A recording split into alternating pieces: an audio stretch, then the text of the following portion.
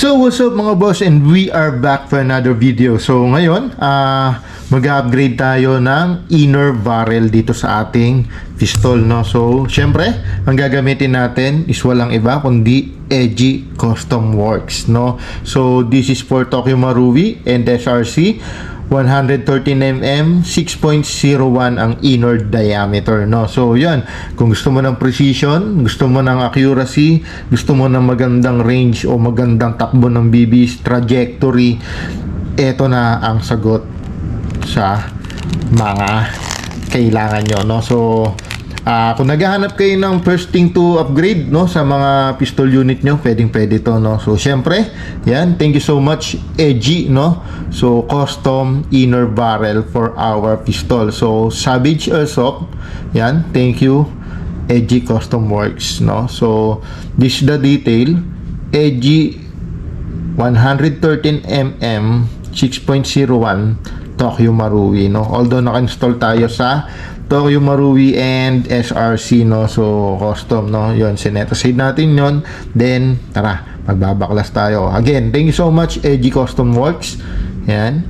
So kung naghahanap kayo ng ganito kagandang produkto, well known yan international, guys, well known international.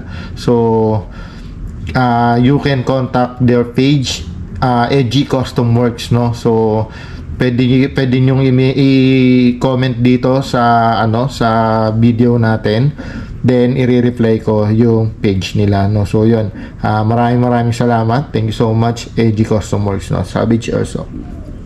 Let's go.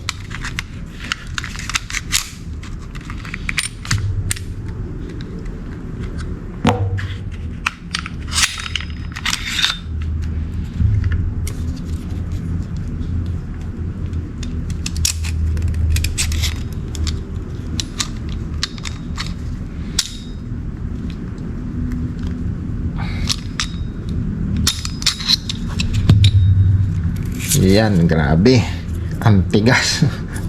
So yan, kung mapapansin nyo, ang paglalagyan lang natin is yung standard lang na chamber, no?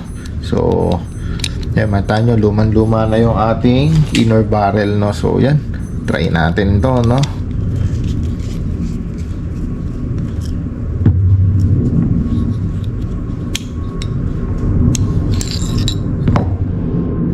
Okay. So baklas tayo ng chamber. Kailangan mo yan i-screw yan, dalawang yan.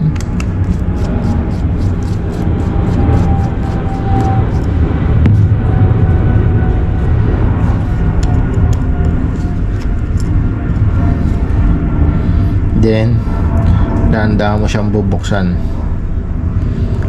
Yan. So yan yung loob, no? Okay, retain na lang natin yung grease at bago pa rin naman yan. Ngayon, magpapalit na rin tayo ng backing, no? So yan yung backing natin, palitan na rin natin yan. So meron tayo ditong yan, Quantum Industry, no? So yan, Quantum baka naman, no? So yan, Quantum Industries na Friction Pro, yan, no, pang GBB, no? So yan, baka naman Quantum, di ba? So yan, no, lagay na natin dito. Yan, malangis naman yung kamay ko, yun, no? So yan, hanapin mo lang yung guhit na yan. So yung dalawang guhit na yan, I don't know kung nakikita nyo, guys. Yan, papasok mo lang yan dyan. Yan, make sure na tama yung kabit mo, no? Yun. So makakapanya naman yan. Grabe, oh, Savage Airsoft, no? So yan, sobrang detalyado niya gumawa, oh, diba? So kahit isang piraso lang i-customize niya para sa iyo, no? So yan, luwagan muna natin yung ating wheel, kabit natin to. Yun, no, saktong sakto, no? crispy. So, isa yan sa ano, masarap na crispy maliban sa pata, no? Yung mga bagong gamit natin. So, kailangan yan, may align mo lang yan. Yan.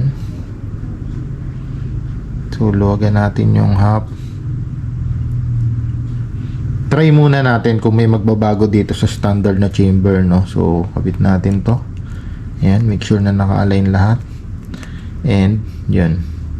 Grabe, oh. Saktong-sakto. So, kitang-kita siya doon sa hollow outer barrel natin, no? So, yan, no? Grabe, oh.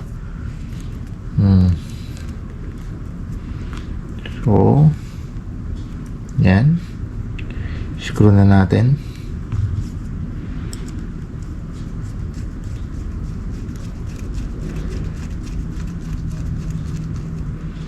Then the other one bago tayo magigpit.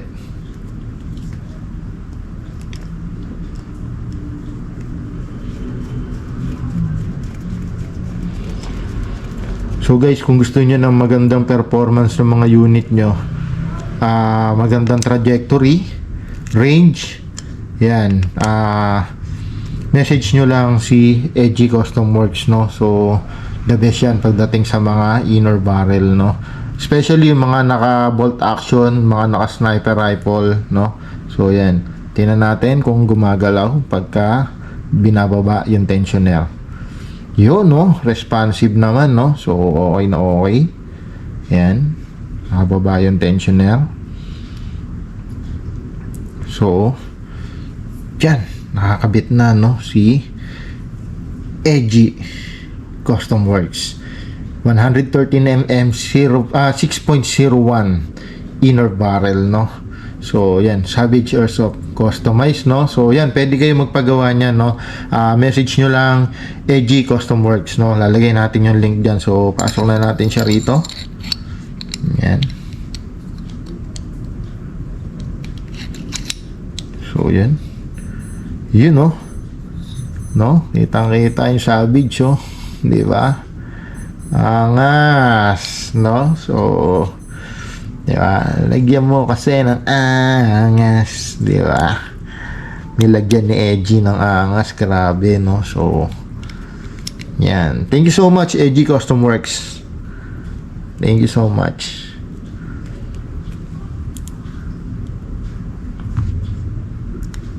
Yan. Tinagal-tagal ng panahon, no? Kapag upgrade tayo ng inner barrel ng pistol.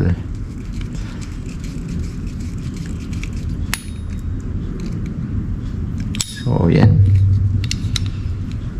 okay. Grabe, oh. Grabe yan, oh. Iba yung kinis, no?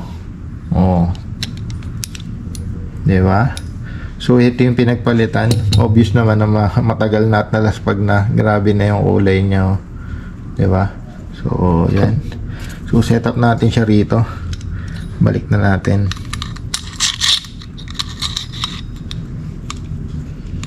Yan. Make sure na naka-align lahat. Tapos dito syempre kailangan ng matinding pwersa ng daliri ito, eh. Naka short stroke kasi ko, guys. So yan, medyo matigas yan. Pagka hindi mo yan naagapan, lilipad yan. Magdadampot ka sa malayo niyan. So yun, okay. So yan, loaded na, no? Grabe. Okay.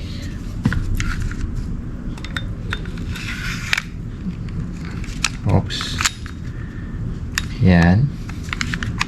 Tapos balang natin. Uy, kulang sa tulak.